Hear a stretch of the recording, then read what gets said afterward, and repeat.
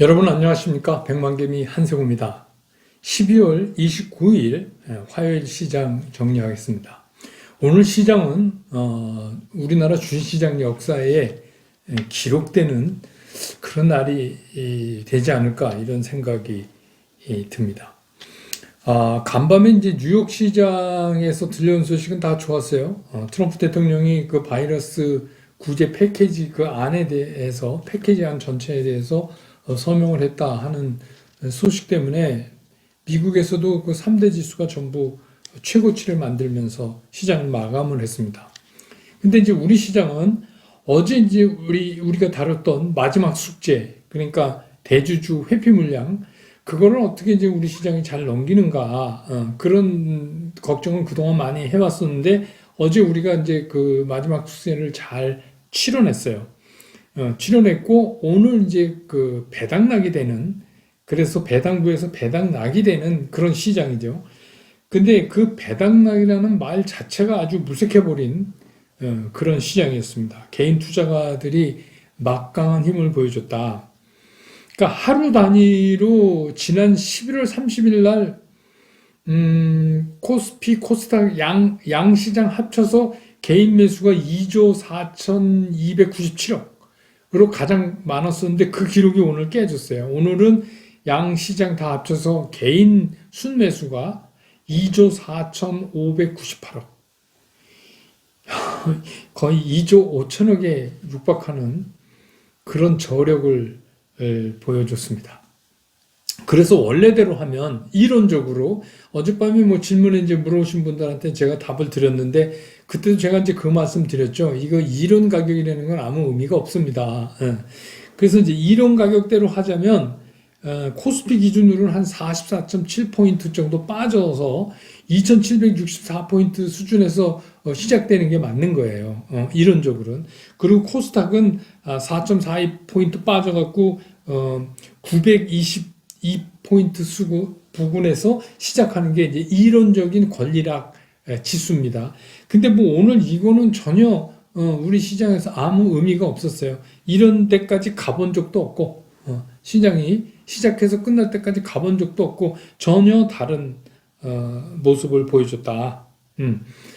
근데 이제 이런 현상이 왜 일어났는가 보면 그 어제 대주주 요건을 피해갔죠. 매도를 하면서 배당부 마지막 날 매도를 하면서 그거를 이제 금융투자가 다 받았어요. 근데 이제 이 금융투자의 패턴은 제가 이제 뒤에 이어서 말씀을 드릴 텐데 우리 이제 스마트개미, 이 동학개미들이 이미 이걸 알고 있는 거예요. 그러니까 이걸 알고 있다는 것 자체가 옛날 개미가 아니다.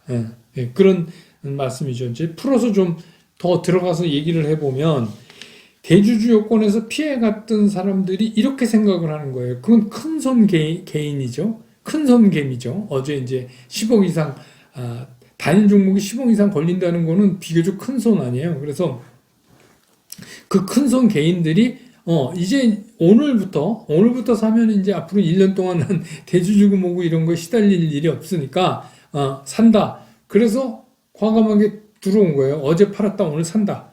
그래서 지금 보면은 이분들은 그냥 다만 그 부킹되는 주주 명부에만 지울 뿐이지 다른 목적은 없었다. 그러니까 무슨 가격 뭐 이런 거에 별 목적이 없다. 왜? 내년 시장을 좋게 보니까. 그래서 떨어지면 그리고 이제 또한 이제 일반 개인 투자가들 입장에서 그래 배당 낙이야? 낙 이름이 낙이잖아요. 뭔가 떨어져?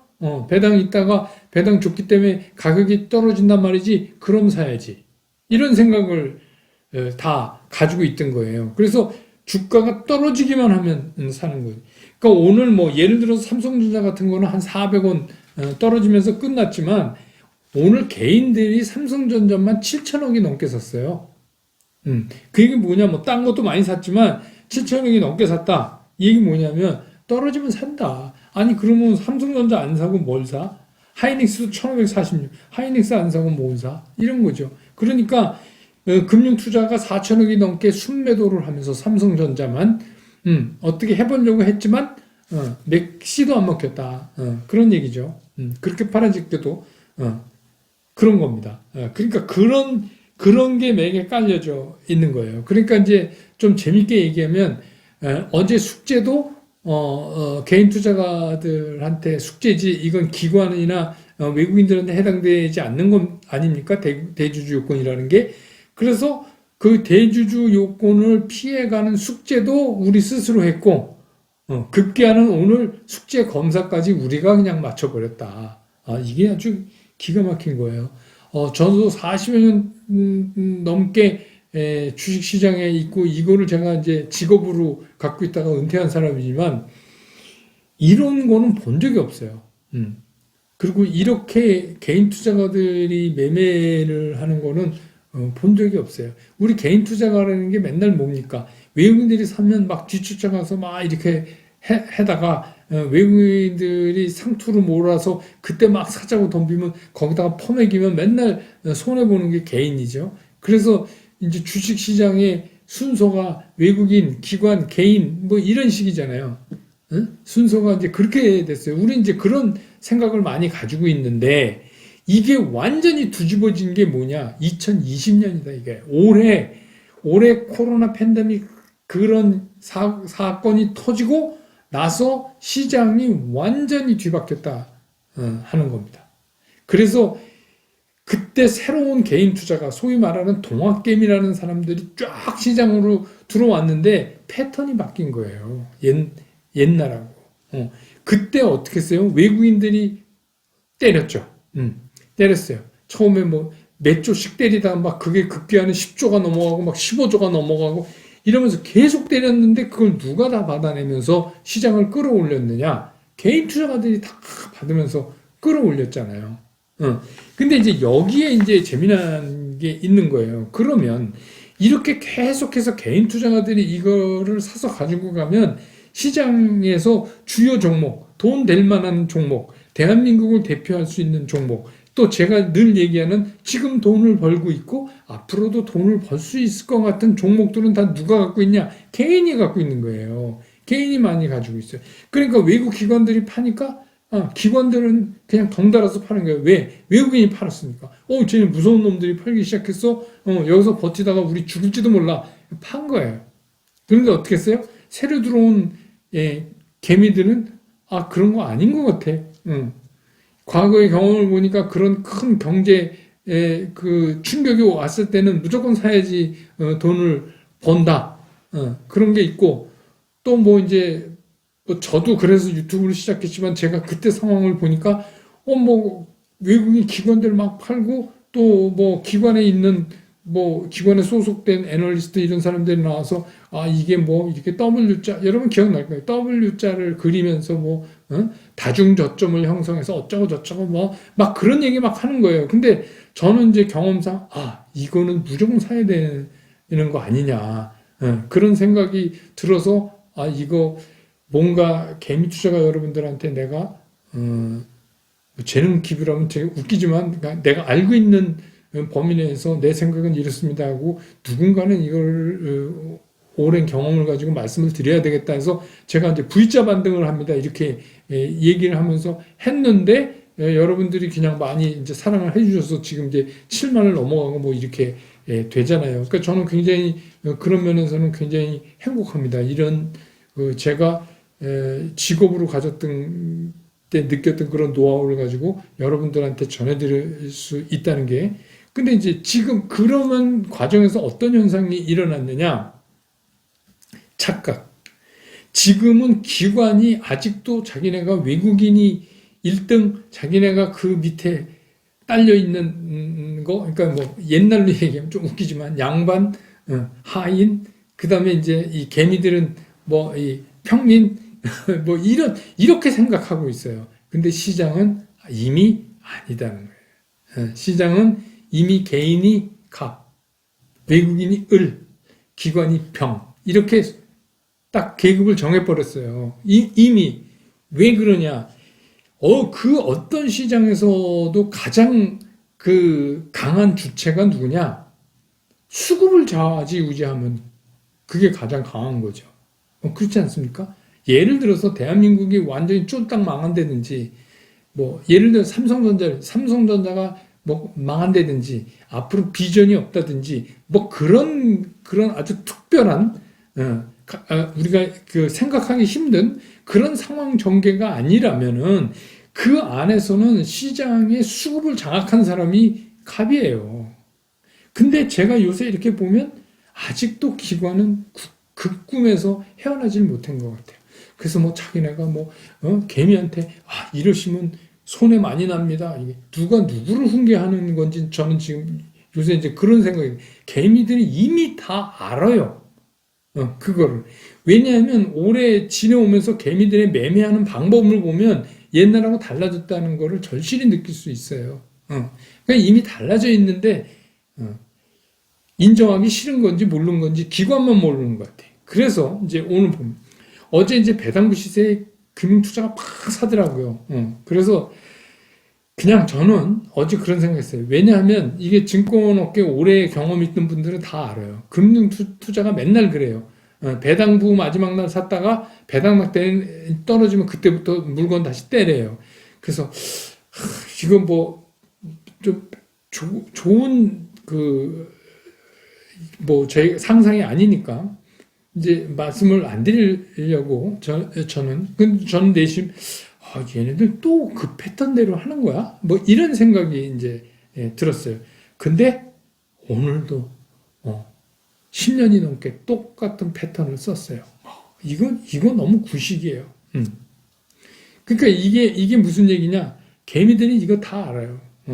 뭐 제가 오래 있어서 아는 게 아니라 뭐 어느 정도 주식 투자 해본 분들은 다 알아요. 금 투자가 또 이러는구나. 어떻게? 옛날처럼.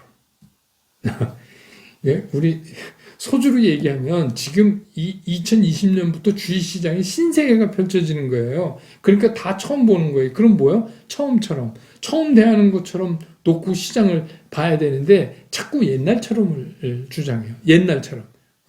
그거 오지 않아요. 그래서 좀 나쁘게 얘기한다면 거의 기관은 지금 폐왕족, 왕족이 우리 구한말 때도 그랬지만 이제 폐왕족으로 갈 때 얼마나 웃깁니까? 여봐라 이래도 아무도 안 오잖아요. 마치 그런 걸로 오늘 저는 이제 보는 것 같았어요. 그래서 오늘도 어김없이 계속해서 옛날처럼 똑같은 패턴으로 헛발질을 하고 있구나. 이런 생각을 딱 들으면서 한 가지 희망을 가진 게 뭐냐. 옛날 개미가 아니다. 이제는 옛날 개인이 아니다. 그러니까 그동안의 패턴에 의하면 오늘 장은 어떻게 형성이 돼야 되냐면 아침에 조금 강하게 붙어요. 배당락 이론 시세보다 강하게 붙습니다. 그게 이제 일반적인 과거의 예예요. 그러다가 이 금투자가 막 물건을 때리면 끝날 때 빠지면서 끝나요. 그럼 여러분 이제 아시지만 그게 뭐예요? 음봉이죠. 그러니까 그렇게 되는 게 일반적이에요.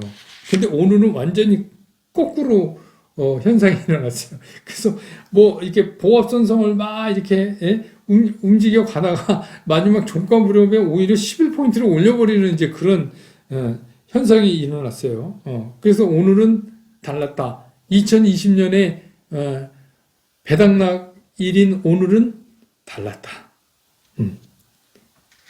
그래서 이게 이제 뭐 시장에서 저는 이제 이렇게 보는 거예요. 그러니까 시장에 지금 이제 비관론을 피는 분들이 많잖아요. 근데 그 비관론도 근거를 따지면 이런 거예요.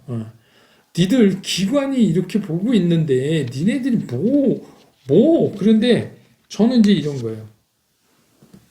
기관이 그동안에 외국인이 팔는데도 개인들이 다 그거를 사서 버텨왔죠.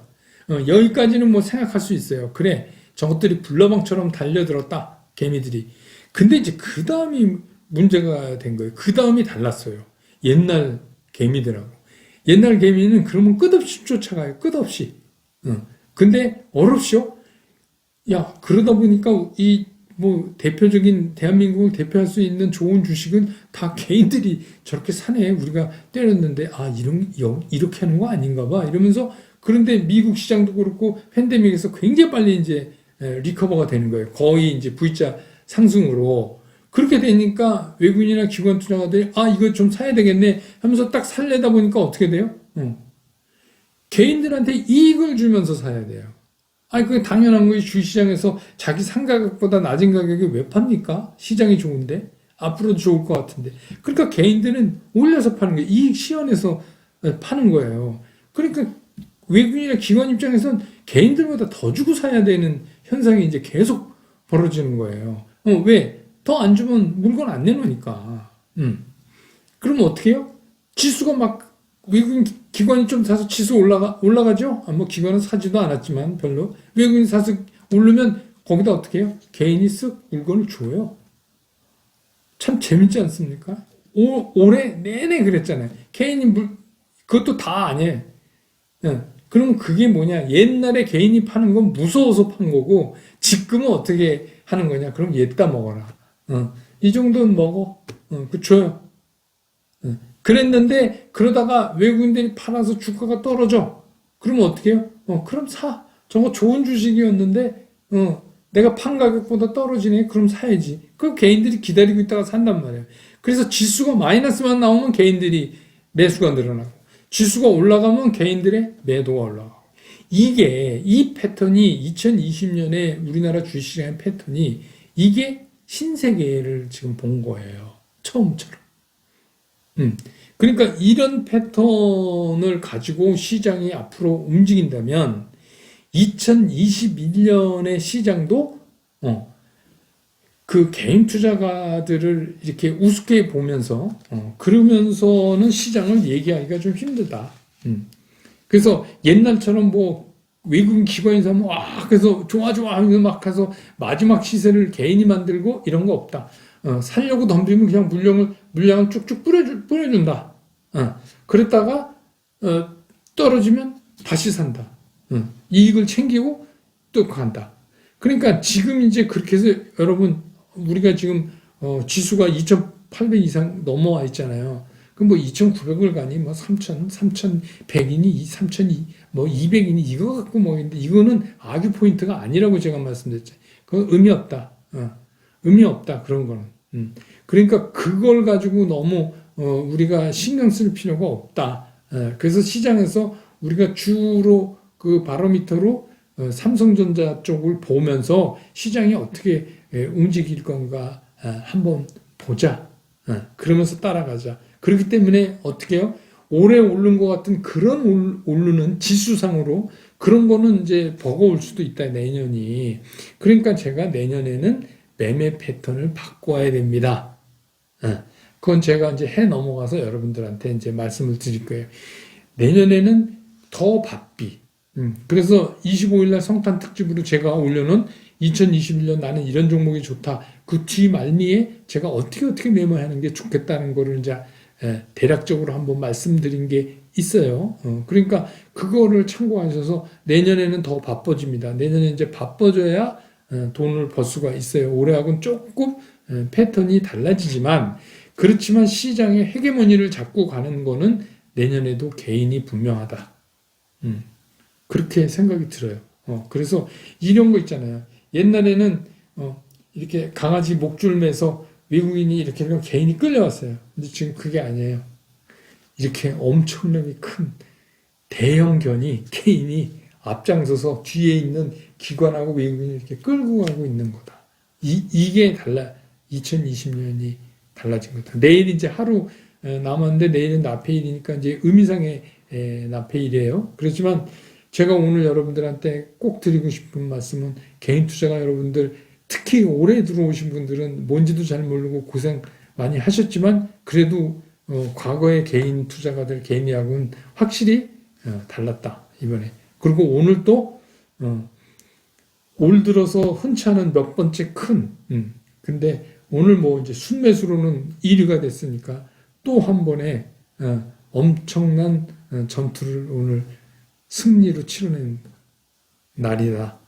이렇게 생각이 들어요. 그래서 올해 고생하셨고 내년에도 시장은 개인의 영향력이 점점 커질 가능성이 있다. 이렇게 말씀드리고 그다음에 이제 공매도 뭐 물어보신 분이 있는데 공매도는 제가 그 브런치 카페에서 한번 설명드렸죠.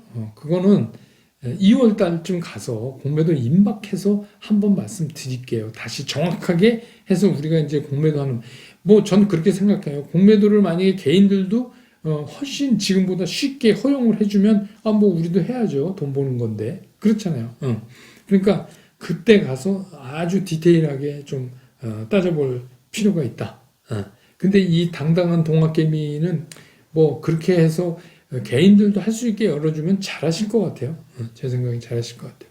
내일은 이제 그 나페일이니까 마지막 올 2020년 마지막 거래일이니까 그렇게 하고 제가 이제 계속해서 그 브런치 카페 빼고는 쉬겠습니다. 그러니까 또 어떤 분이 저 아는 분 통해 갖고 왜 쉬냐 뭐 좀 특집으로 그래서